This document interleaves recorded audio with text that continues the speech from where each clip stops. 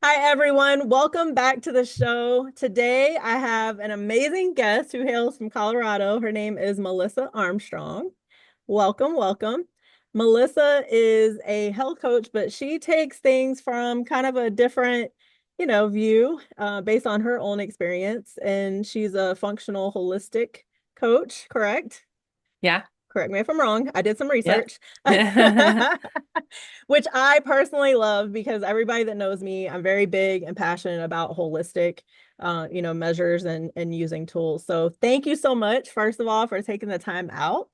Thank you for being open to doing this, and I'm sure everyone is going to enjoy hearing you. So welcome, Melissa. Thank you, Jody. I'm so excited to be here and chat with you. I know that I've been looking forward to this for a while. So Yeah, yeah. Mhm. Yep. Everything is about timing, right? Every Yeah, timing is always perfect. yeah. It So took us a today, little bit to get together, yeah, but it's okay. It's okay. But we just, that's how life is. And, just like a friend of mine and I always say, life is gonna life. And so yeah. sometimes we just have to Amen. shift Yeah. when life happens, and then we just kind of get back on track when we can, right? Yep. So today we're going to talk about, trauma recovery, mind-body connection, and somatic release. And these are very interesting topics to me. So I am super interested, first off, to learn a little bit more about you and kind of what got you into all this and what your take on it is. Yeah. So how I got into this is like my own personal experience. Mm-hmm. My childhood was very traumatic. My parents were abusive. My earliest memories are of my dad beating up my mom in front of us. He was very physically abusive toward her and my older brother. And they were both addicted to like hard drugs. Did a lot of like heroin, meth, like all the things and Mm-hmm. everything that came along with that. So like just this kind of pervasive feeling of like not feeling safe. Like there was always random people that I didn't know, like Yeah. in and out of our house. We had periods of homelessness. We moved a lot. We didn't have food a lot. Um, in sometimes we didn't eat at all. We lived in a tent at a lake for a couple months, like Wow. just all of those things. And my parents did the like break up, get back together, break up, get back together. So there's always this like dad was gone sometimes he was back, and Mm, just very chaotic and not how any child should grow up. yeah. Um, they divorced when I was 6, and my dad left and never came back. Um, and my mom, as a result of everything that she had been through with my dad and her previous marriage, my older brother had a different dad, and he was also an abusive alcoholic. Mm, As a result of those things and her own childhood trauma, she couldn't cope with life and being a single mom of 4 kids, and was as a result very abusive, verbally abusive toward mm, us and emotionally unavailable. She spent a lot of time, from the time that I was like 6 when they divorced until like my teen years, like all I really remember is her just yelling a lot. wow. And she used to curse at us and tell us like how much she hated being a mom and how terrible we were and all of these things. And Mm, if she wasn't yelling at us, she was locked in her room, wow. and she would not come out for all day. Yeah. So yeah, it was just very, traumatic and chaotic. Yeah. And I feel like, during that time, I really developed a lot of like unhealthy, you know, behaviors, trying to like please her, trying to like Mm, I was always trying to achieve and show her that I was like worthy of her love. I was always trying to mm, get her to notice me. It was very toxic and not good. And right. then when I was 11, I was molested by a friend's grandpa. And then when I was 15, I survived a school shooting at my high school. And when I was 18, my brother, who was 5 years older than me, was killed in a tragic accident right in front of me. Wow. And So like I already had a lot of like mental health issues. Obviously, like I remember having anxiety at like 3. Like I remember a Mm. specific incident that happened when I was like 3, maybe 4 years old. And I remember feeling anxiety for the first time in my life. I Wow. didn't know obviously like what it was. I couldn't Right. identify it, but looking back, I'm like, that was anxiety. Mm. Um, and when I was 11 and I was sexually abused, that's the first time I considered suicide. And then, when I was 15 and the shooting happened, I was diagnosed with post-traumatic stress disorder. I spent the rest of my teen years just absolutely like in and out of psychiatric inpatient stays, 5150 holds. I was very unwell, severely depressed, severely anxious, panic, insomnia, not good. I was not treating myself good. I was not taking care of myself. Nobody else was really taking care of me because my mom was, Right. you know, not well in her own right. And then when my brother died, I was just my world exploded. Yeah. And I wanted to die. Mm. And I thought that was the only way out of the pain. And I had learned from my 18 years that that's what life is, pain. And I spent a lot of years kind of just in that state of panic and depression and anxiety. And eventually things started to manifest into a lot of physical symptoms. And Mm. I started to have a lot of like gastrointestinal issues, skin issues, um, migraines. I was not sleeping. So I had made the decision right after my brother died to become a nurse. And I think so from the time that I was like 18 till about 24, I was working on becoming a nurse. I was simultaneously dealing with all these like physical and emotional symptoms that I was Mm. having. And I was nursing school, like that path for me Right. actually, like in hindsight, I'm like, gosh, like how did I even get through that? It's kind of crazy that I was able to get through that Mm. in that, I mean, just like complete despair is doesn't even feel adequate to describe how I was feeling. But I think it was good for me to have like a something to focus on. Yes. And then when I was not doing school, I was like a wreck. And I was Yeah. dealing with my own like physical and emotional symptoms. And I was going to the doctor and trying to get, treatment. And I was just met with pills. Yeah. Like you're depressed, take this antidepressant. You have a rash, take this steroid. You aren't sleeping, take Benadryl, take Right. this sleeping pill, take the, like I Prescription, prescription, prescription. Yes. correct. In my early 20s, I was on 7 different prescriptions, Mm. and I was completely not healthy at all. I felt Wow. terrible. I had debilitating panic. I had just become a nurse. I was working night shift. And my now husband, then boyfriend, suggested to me that I try meditation. I was 24. I tried it because I had nothing else to lose, and Mm. it worked. And I remember like after only a couple times of trying meditation that I was like, oh my gosh, like I actually can feel calm. Like I can quiet my Mm. mind. I can feel calm in my body. I suddenly identified that feeling, which I had never felt in my life. Mm. And it kind of just evolved from there. All of a sudden, like this whole new world opened up to me, and I started craving like information. I started like researching what is meditation? Why does it Mm. work? Like, and then I learned about like neuroplasticity, and Dr. Caroline Leaf goes, like talks a lot about that, Mm. discovered like the trauma body connection, and like how Yes. the body keeps the score, and Oof. um Yes. all kinds. And then all of a sudden I was like, why haven't like nobody's ever told me this before? Yeah. Why has nobody told me this before? And so there was it's not like it happened overnight, but like over the next several years, I completely reversed my symptoms. Wow. and healed myself, like Yeah. the physical symptoms went away.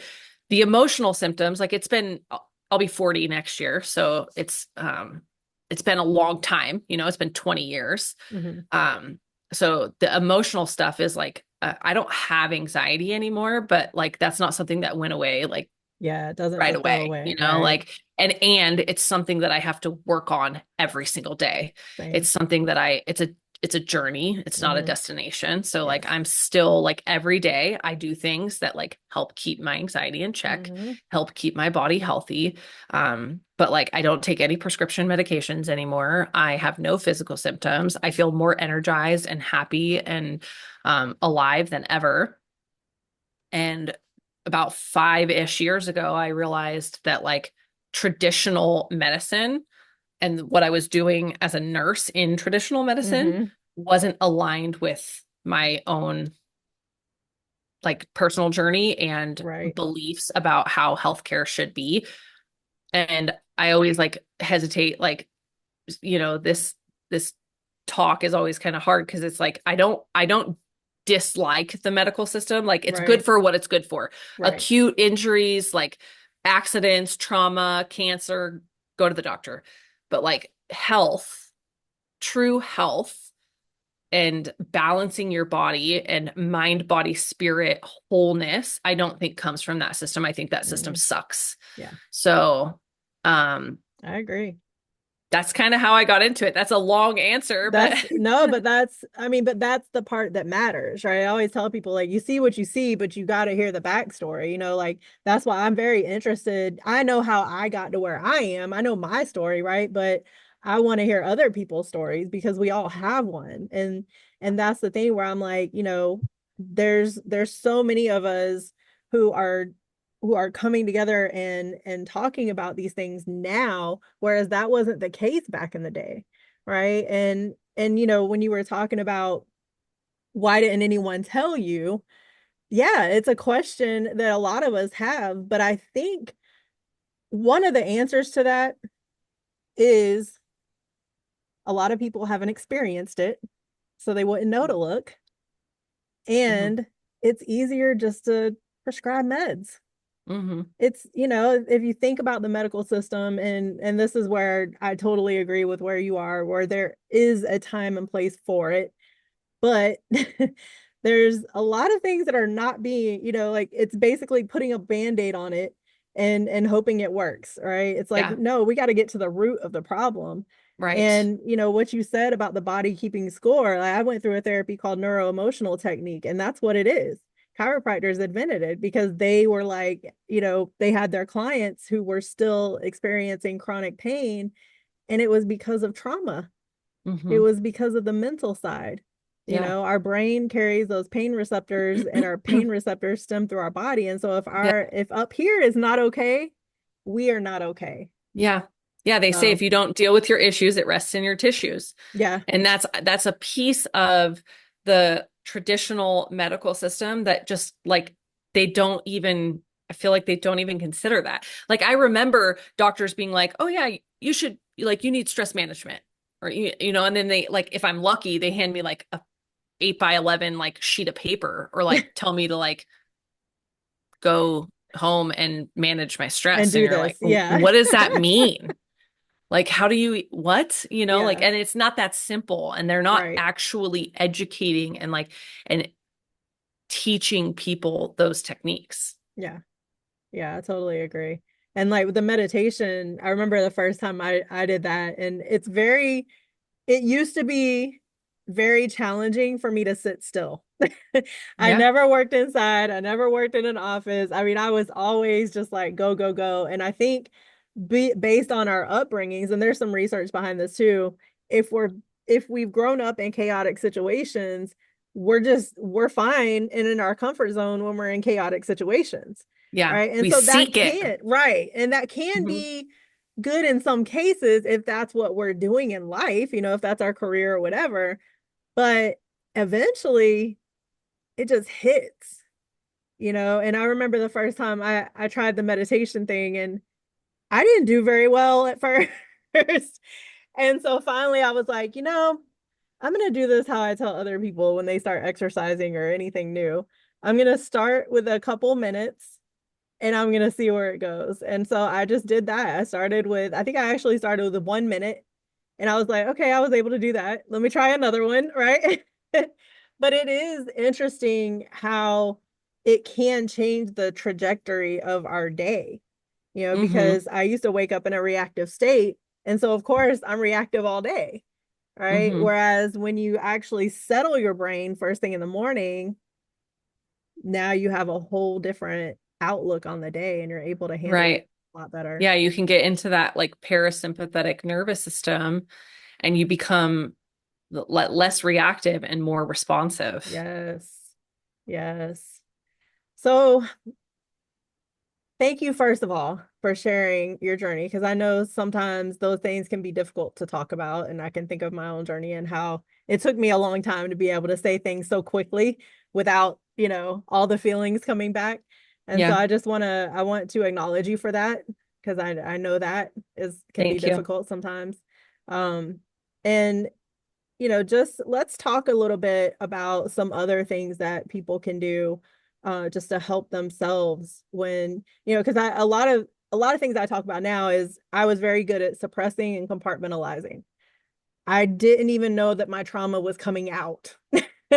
And I honestly didn't even know I had trauma, you Yeah, know? like most people. Because if you Not grow up, uncommon. yeah, it's like if you grow up around that, like I grew up around domestic violence too, and things and drugs and alcohol and all the things. That's just how I grew up. Yeah. So it wasn't until I would go over to other people's houses that I would be like, wait a minute. So wait, is this what it's supposed to look like? Right? Yeah. So let's talk a little bit about that, because I mean, I'm 46 now, and I know a lot of people it doesn't hit until, I always say, it's interesting. I talk to a lot of people and it seems like life starts at 40. Like right, or maybe right before 40, whereas sometimes if people have been so great at, and I can only speak from my own personal journey, but being great at compartmentalizing and suppressing and coping, right? Mm-hmm. Like you said, being able to go to school, like always having that thing that keeps you going. But the Mm-hmm. problem is what happens with that thing goes away, Yeah. right? So let's talk a little bit about that, and let's implement a little bit more tools for other people who are experiencing things like that.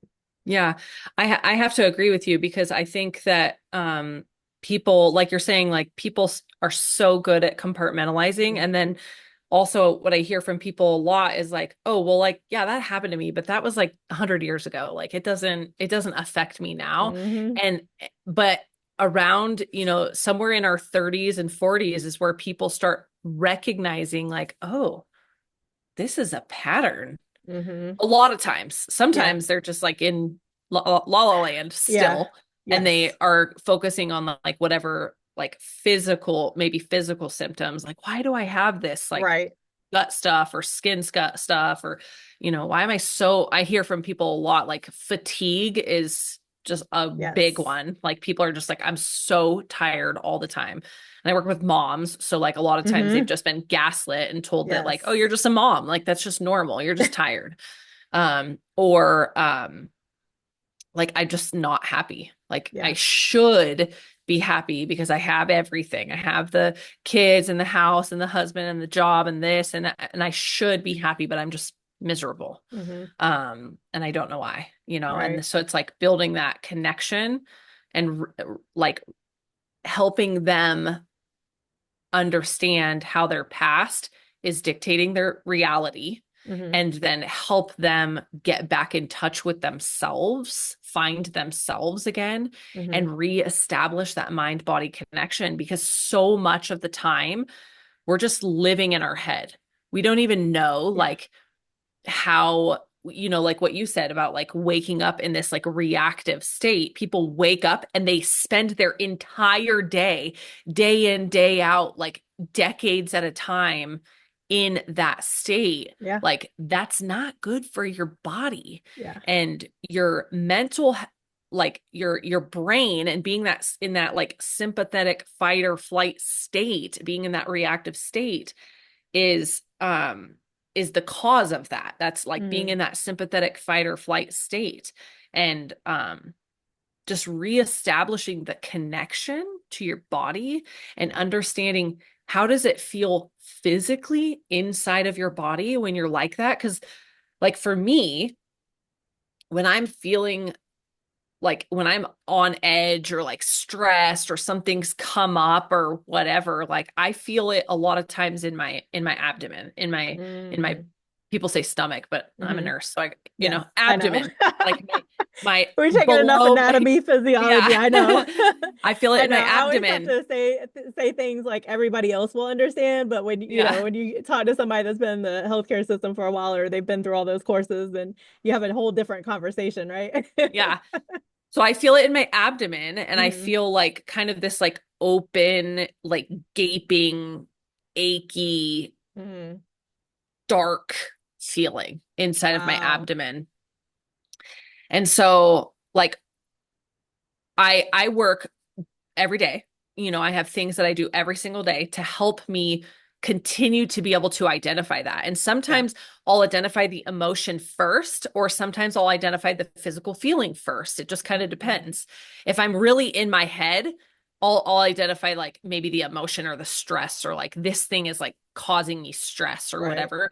If I'm more like connected, I might identify the physical feeling first. And I'll Mm. say like, oh, like gosh, I feel this like feeling in my abdomen. Like, where's this coming from? And then I'm like, Hmm. oh, that's right. Like, I'm feeling stressed, or I feel I have this like upcoming deadline, or I have this, maybe I'm dealing with a difficult client, or, Hmm. something's going on in our family or something, like, and identifying what it is. Yeah.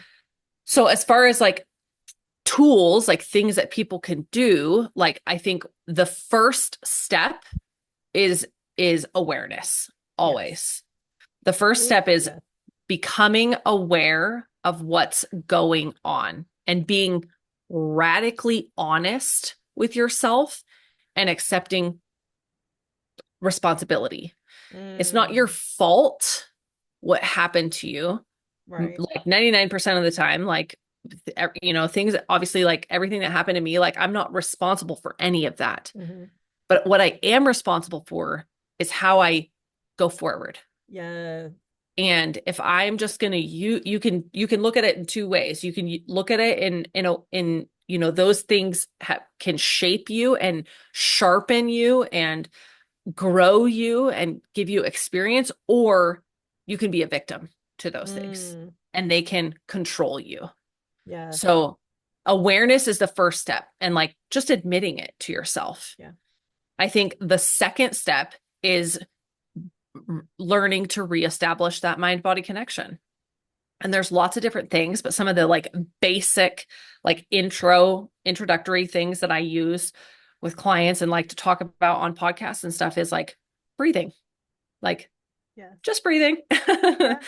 um, taking, like when we're in that sympathetic fight or flight state, like we take shallow, fast breaths, Hmm. and that just keeps us in that sympathetic fight or flight, like Yep. waiting for the other shoe to drop, waiting to run from a tiger kind of like state, Hmm. versus like taking some deep breaths and allowing your body to actually like calm a little bit Yeah. is is a great like first step. You Yes. just take a deep breath, a Yeah. couple deep breaths for 30 seconds. Um and there's other like breathing exercises. There's so many ways I want to go with this right now. Yeah. Like there's other like, super easy intro like breathing exercises. Like one of them that I love is a physiological sigh, which is like taking a deep breath in and then taking a breath on top of that, and then Yes. oh, Yeah. Oh. sorry. um No worries. That's what we're going to talk about parenthood here pretty soon. yeah. For anyone Taping, that's on the audio, she just had a yeah. kid pop in. So that happens. It's okay. um So taking a deep breath and then like a full deep breath to the top of your capacity, and then Mhm. taking another like sharp inhale on top of that. So Yeah. I'll just demonstrate it if somebody is watching, but you Hmm. take a deep breath in through your nose. So, and then exhale through your mouth. Yeah. And I like learned that that a few is, years ago. It's very helpful. it's so powerful. Yeah. You can do that like 3 times and completely shift your body into parasympathetic, which is your rest and digest Hmm. system. And yeah, so that's like one of like just breathe. You could try the physiological side. There's also like box breathing, 478 breathing, like lots of stuff on YouTube. Like Yeah. just try these things and see if they work for you. Yeah. And then the other thing that I really like to use as like an intro tool is a body scan. So Mm. just sitting down for a second, and you can do this in the car. You don't even have to like close your eyes and like like you could do it while you're driving. Like Hmm. just scanning your body from top to bottom or bottom to top, whatever, and just asking yourself, like, where do you feel tightness and tension? Yeah. And the key with like healing from trauma and yeah, the key from of healing from trauma and chronic stress is like while you're doing these tools, you are not allowed to judge yourself or the Mm. emotions and the things that come up. So Yeah. like scanning your body from head to toe and saying like, "Oh gosh, like okay, I feel that in my abdomen," and like and trying to describe like quantify it, qualify it. Like, is it sharp? Is it dull? Is it black? Is it white? Is it hot? Is it cold? Like, what does it feel like? Yeah. And don't judge it. Don't try to change it. Like, oh, I feel that in my stomach. And like, I shouldn't feel like that. I'm so stupid. I shouldn't feel like that. Like, don't do that. You're not allowed to do that. Right. Give yourself grace. Yes, because that's just going to make it worse. You Yes. have to like just notice it Hmm. and just see if you can just breathe into that area. So, like, if you feel in your abdomen like I do, just breathe into your abdomen and see like what would it be like if you just breathe into that? Like Yeah. could it improve? Could it change? Like could you give that area a little bit of love? Because most Yeah. of the time it's like this like what I said before, like your past dictates your reality. So like Hmm. it's something that's happened in the past that's triggering you to be in this, like I hate that word trigger, but like that's the best word Yeah. to use it. Like triggering you to get into this like fight or flight state. And it's Hmm. manifesting in some physical way that if you could just identify and like become aware, identify, and then just breathe into that, like so that will just alleviate so many Yeah. issues. Yeah. Yeah, those are some of So my true. favorites. No, that's amazing. Thank you for sharing that because, and these are conversations, and I'm sure you have them too, because due to the fact that prescriptions tend to work faster, I think that's why people go that route. But what I usually try to encourage people to understand is, okay, if you need that for the time being, okay, fine. But how about work on some of these other tools as well at the same time? And so that way you don't have to rely on the meds for so long. Do you agree with that? Yes. Yeah, totally. And if there's like an acute issue, if you're acutely having like panic or depression that I mean, even if you're not, but like, especially if you're considering like suicide or something, Hmm. like like you can use medication as like a bridge.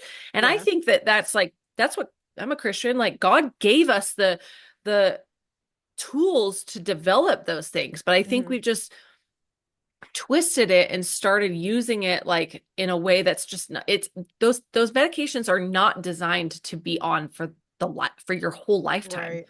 Like they're an adjunct, they're a bridge, they're something supposed to be used while you're getting to the root cause, while Yeah. you're trying to heal the trauma and the actual root cause of the issue. Yeah. If you're just on it for life, like the real problem's not going away if you're Right. not dealing with it. And then B, it's also probably going to cause other issues. I was thinking that I was gonna bring that up. That's the thing I think a lot of people don't realize is all these medications have side effects. Yeah. And depending on our sensitivity level, sometimes we're not able to take some of those medications. Like when I started my journey and learning nutrition, I had to learn nutrition to get my mom off of some of her medications that were literally making her suicidal, Hmm. and that didn't make sense to me. I was like, how are you prescribing these psych meds, but they're making her suicidal? So Yeah. that's one thing, when you were talking about the awareness, that's one thing I want to encourage people, whether you're on prescription meds or not, the self-awareness is huge. Yeah. Because even if you're on prescription meds, be aware of any kind of side effect, any kind of negative side effect. If that medication is not doing what it says it's going to do, if it's doing something else, question it. And that's okay. We have the ability to do that. So thank you for bringing that up. I appreciate that. Yeah. Let's kind of shift into, because this is something that we talked about before we started recording, how depending on our upbringing, right, then we become parents. So how can the trauma affect us into parenthood? Oh, so much. Yes. It's like I mean, I've said it already so many times, but like your past dictates your reality. So, like Mm, if you depending on your experience as a child and the narrative that you're telling yourself as a result, because like if mhm. you're in an abusive situation, you wind up like learning through that like you're not worthy, you're not Yes. loved, you're not lovable, all of these things. And then we start telling ourselves that Mhm. over and over and over again. And most people aren't even a lot of times aware of what they're telling themselves in their subconscious over and over and over Right. again. And then you, as a result, have actions and behaviors that just prove that narrative correct. So Yeah.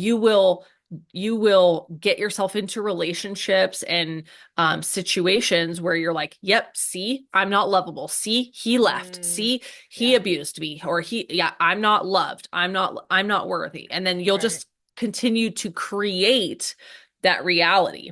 Not that it's, and that's what meant too about like, not that it's your fault, Right. but like you're responsible for how you move forward. And if you're moving forward and just continuing to live in these narratives and allowing that cycle of negativity, negative self-talk, and unworthiness, like fester without addressing it, it's going to cause problems. Yes. And then if you have kids, you're most likely those kids are just gonna bring that stuff up.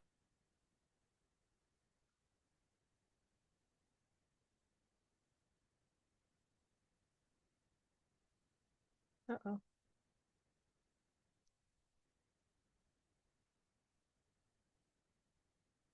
You guys, I think we've frozen. Oh no. I think we're frozen. But what Melissa is talking about is so true. And that's something that I've experienced in my own life where, becoming a parent, at least for my case, it was making sure I wasn't what I grew up with. And I tended to go a little overboard because I didn't realize what was there. So that's where we have to be very careful. Hopefully, she's able to pop back on so we can finish this out. But we have to be very careful in, making sure, like when we were talking about the self awareness, you guys, that is so huge. Self awareness, that is one thing that I had to really tap into. And I will say, I did not do it alone. So that's why I'm bringing different coaches on so you can see that there are, it's more than just me. There are other people in the world who are here to help you with these things. And we really are passionate about helping you because we see in our own lives how much it's helped us. And because we've been able to see how much it's helped us, now we're able to, pay that forward and help others as well. I am hoping Melissa can come back on here. I think there was some issues with the tech, that's one of the things that I always say is like tech is great when it works, but let it mess up and but the show must go on. So we're not gonna stress over that. And that is one thing. It's funny, I actually wrote that down in my planner this morning. It asked me a question daily. It asked me, what is something that can throw you off, basically, right? And I did write down technology in the podcast, right? And then the next question is, how will you get through that? And basically, my way of getting through that is exactly what you see. I'm going to kind of take where we left off, and then I'll kind of talk it out with you as well. Melissa is doing some great things, you guys. Oh, she is coming back in. All right, so we will be able to finish off with her. Yay. So let's let Melissa back in. Here she is. Woo woo. Oh my gosh, my computer totally shut down. So sorry No about that. I worries. have It's no idea so why that happened. funny. I just kind of take it and go. So I kind of just went through that a little bit where we left off, but that is funny because I just shared with the audience that in my planner this morning when I wrote it asked me questions. I use Brendan Bouchard's high performance planner. And and it says, what could go wrong today, right? And then the next question is, how will you get around it? And I literally wrote down anything technology, any technical difficulties, right? That's one of the things that could have went wrong today because I know this. I've been doing it for a long time. And and so then it says, how will you shift? And I was like, well, the show must go on, right? You just keep going. So I am glad that you were able to come back on and finish this off because I was like, hopefully she's able to, come back Yeah, on. I don't know what happened. It just shut. It said error. We're I've rebooting, and I was had like, that happen. I've had no. that happen before. It is totally okay. But that's the thing too, people like anybody that's out there that's listening, she just came back on and we just are like, okay, whatever. Yeah, But keep there going. was a point in in my life and maybe in yours too where like if something like that happened, I was like, "Oh my God, it's like worst case scenario, right?" Oh yeah, But that's okay. yeah. This is life Life is gonna and life that's it. Life is gonna life. And so, but that's one of the things that I love to share. Those imperfections are great to share because, because it's when I real. first, Yeah. yeah, it is real. And when I first started doing a lot of Zoom calls and things and that was actually before 2020, before COVID. Um, but when I first started doing it, I thought I had to have everything perfect, but I'm like, but I got a dog that might bark and I got a kid, right? Like, and so it's not always going to look perfect. So that was a great example. So I'm glad you were able to pop back on and we can just kind of Yeah. finish that off with the parenthood. I did mention while you were off that one of the things I found myself doing is overdoing it. So I ended up not even knowing, but I was so adamant about not being what I grew up with that I guess I kind of went too far. And like you were talking about earlier, just, kind of putting that pressure on ourselves. So Hmm. I put a lot of pressure on myself to make sure that things were great. And, she didn't have any trauma. But when we do that, we have to be careful too, because then we can Swing unintentionally the other place way. trauma on Yeah. them and Yeah. not even know. Yeah. So let's continue that conversation. I'm glad you're back. Yeah. Yeah, that's kind of what we were talking about offline is like one of the fears that I have is like being like my mom. Like I don't Hmm. want to be that abusive, emotionally unavailable parent like she Yeah. was. And so I've kind of had to learn how to obviously heal my trauma was the Right. first thing. And then like I know for me to show up as a good parent, there's things that I need to do. Like some people are probably going to disagree with this, and that's fine. But like, first and foremost, I have to take care of me Yes. because I cannot, like, acutely, if my kids have, need me, I have little kids. So, like, Right. if we've got, like, I need to wipe somebody's butt or Yes. like, they're starving and I need to feed them, like, I Yes. do that. But, like, as a general like across the board rule, like I come first. I take Yes. care of myself first. Yeah. And it's kind of like I use with my clients the oxygen mask in a plane kind of analogy. Like Yeah. you have to put the oxygen on yourself first because if you don't, you're no good to your children. Like Yeah. you're going to die and they're going to be without a parent. So, Yeah. um, yeah, that's kind No, of that's so like so true. I've had to learn that and and Hmm. and get to a place where I'm like, no, no, no, this is right for Yeah. me. This is Yeah. how it needs to be for me and Yes. our family. And my kids know it and like they're fine. Like it's Hmm. acutely I'm taking care of their needs, but ultimately like I am taking care of myself first and making Yeah. sure that my needs are met so that I can be fulfilled and show up as the best mom. Yeah. And just giving myself that grace and that permission and not like judging myself or comparing myself. Like we were talking about social media, and like that's one of, like, I totally agree with you. Like Hmm. for my own sanity, like I'm not on social media a whole Yeah. lot. I don't have a huge social media presence. Like and that's because I it's bad for me to Hmm. be like scrolling. I don't like Yes. doom scroll because that's just, it sucks me in. It I just did a messes blog with, about that not too long ago. The doom scrolling. Yeah. yeah, it messes with my mental health. Comparison is the thief of joy. So Yes. like you're going to look at other people, and social media is this like highlight reel.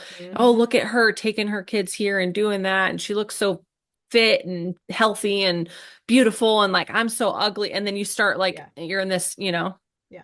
No, it happens So all the time. And I caught myself in that same kind of rat race a long time ago.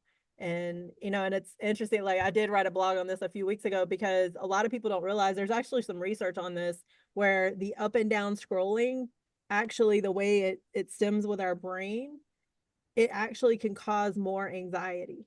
yeah, So we are literally like our focus is gone, right? It's yeah, like everybody's just like, if you put a video out, or like, I'm a writer, so I love to write blogs and books and things like that. But it's interesting how the attention span of our world now has just literally shut down, yeah. you And you know know? why? I can tell you physiologically like why is because you're when you're scrolling, you're actually getting like a dopamine hit, like a Mm-hmm. happy hormone. You're actually getting, you're training your brain that this is happiness. Yes. And like with likes and comments and this, like how much Yes. attention can you get? Yes. You're actually getting a hit of dopamine. And dopamine is fast acting. So as soon as you put the phone down and you're not getting it, your dopamine starts to go down. Right. And when your dopamine starts to go down, you can actually start to have more anxiety or Yes. feelings of like whatever, depression, anxiety, Oof. unworthiness, all of Yeah. these things. So then you pick the phone back up because you're training your brain that this is happiness. Yeah. Yeah. When all break the reality, break I the would tell habit. people, I'm like, but if we're reading, because I do a lot with nighttime routines too, because we have morning routines, but we have to have our nighttime routine is what sets us Yeah. up for success in the morning, right? For the most part, unless we have emergencies come up. But, so one of the things that I do is I make sure, yeah, I put my technology up at a certain time. I don't get back on it. And then I get, I have like a word puzzle or something, but I'm flipping pages sideways at that point, or I'm reading a book. So now I'm easing my brain waves, instead of making them go up and down. And I have this conversation a lot with people because, people will be like, oh, I can't sleep. And I'm like, well, what are Yeah. you doing when you can't sleep? Oh, I just grab my phone. And I'm like, oh, yes. Yeah, Yeah. let's talk about that, right? Yep. So I really appreciate you, definitely sharing your journey and also being that other voice. Because I always say, like, I coach on certain things as well, but I love it when there's other voices saying similar things, because then our voices get louder, and hopefully the more voices we have saying similar things will kind of wake people up at some point. That's my hope. Yeah. Yeah, mine So too. yeah. Well, do you have any last words for anybody out there? Yeah, I always like to tell people, kind of like my slogan or my tagline or whatever, is healing is always possible. I Mm, don't care what the doctor says. I don't care what your past was like or what your experiences have been. I don't care how you feel now. Healing is always possible. Never lose hope because it's always possible. yeah. And you said earlier, it's a constant journey. It really Yeah, is. I did it's the not a things that destination. yeah, and the things, the tools that you have and the tools that I have, like, these are ongoing things. And Yeah, I noticed, I was just talking about this recently. I noticed, like, if I don't utilize the tools that I normally use, I notice how that can change my entire day. And yeah, so then, like you said, it's not about being like, oh, I should have done this, or I should, or looking at that as a negative thing. Now it's like, okay, but what can I do now to make it better? Well, yeah. I can You just just go jump back to right the back tools, on. right? You just go Yeah, back it, yeah. But I yeah. think what happens is a lot of, and I'll say us because I know I went through this. A lot of people, we get through to that point where we're doing really well and then we kind of go backwards a little bit. And I think that's where people just quit. And I'm like, no, no, no, don't quit there. Just keep going. Consistency. It's not perfection. Yeah. Yep.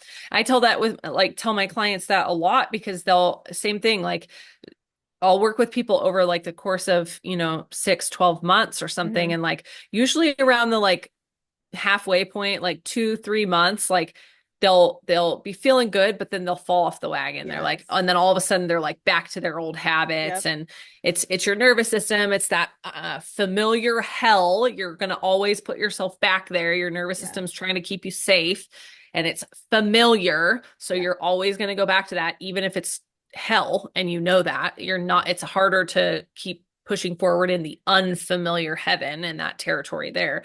Yeah.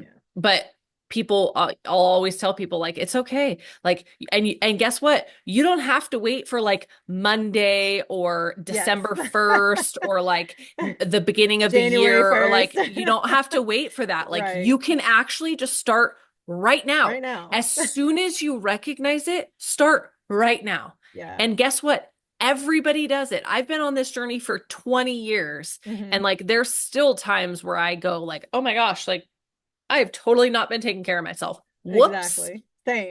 Life is gonna life. And Yep. I love that. That's my new tagline. Yeah. Um, We say and it all the time. I have a couple people who we're always saying life is life and yeah, yeah. So as soon as you recognize it, just jump back on. yeah, Do it. I Keep love doing that. it. I love that. Yep. And I have to do it. We all have to do it. Look, Yeah, we are no more human than anyone else. One thing I did mention, I think you were off at the time, but I did say who we surround ourselves matters. And that's something I didn't learn until later on in life. I had heard it, but I didn't know the impact until later on in life. And so I just encourage anyone out there, link up with Melissa, link up with me, link up. Hopefully we can all come around each other and collaborate on a massive level, because we do need to be speaking more life into people and encouraging people, and just yeah, we just want to show you guys that there are other ways of doing things. yeah, If you're going to the doctor and it seems like you're not getting the responses that you desire, just know that there's other things out there. And one thing that I did say while you were off was, I did not do this by myself. I did not get here by myself. I had some really good people who came around me, and I was led to, a couple great therapists, and led to different modalities that I had never even heard of, right? Like, and just being around those people who think outside the box.